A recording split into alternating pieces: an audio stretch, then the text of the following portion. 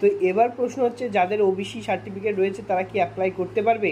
তো কি জানানো হয়েছে, 2011 থেকে 2024 পর্যন্ত রাজ্যের প্রদান করা সমস্ত ওবিসি সার্টিফিকেট বাতিল করে দিল কলকাতা হাইকোর্টের ডিভিশন বেঞ্চ। বুধবার কলকাতা হাইকোর্ট জানিয়েছে, এই রায় ঘোষণার পর থেকে বাতিল হওয়া শংসাপত্র আর কোনো চাকরির পরীক্ষায় ব্যবহার করা যাবে না। হাইকোর্টের এই নির্দেশের ফলে বাতিল প্রায় 5 লক্ষ ওবিসি সার্টিফিকেট। তবে একই সঙ্গে হাইকোর্ট জানিয়েছে, এই সার্টিফিকেট ব্যবহারকারী যারা ইতিমধ্যে সুযোগ পেয়ে গেছেন তাদের উপর প্রভাব পড়বে না। কলকাতা হাইকোর্টের বিচারপতি তপব্রত চক্রবর্তী এবং বিচারপতি রাজাশেখর মান্তা বুধবার এই রায় ঘোষণা করেন।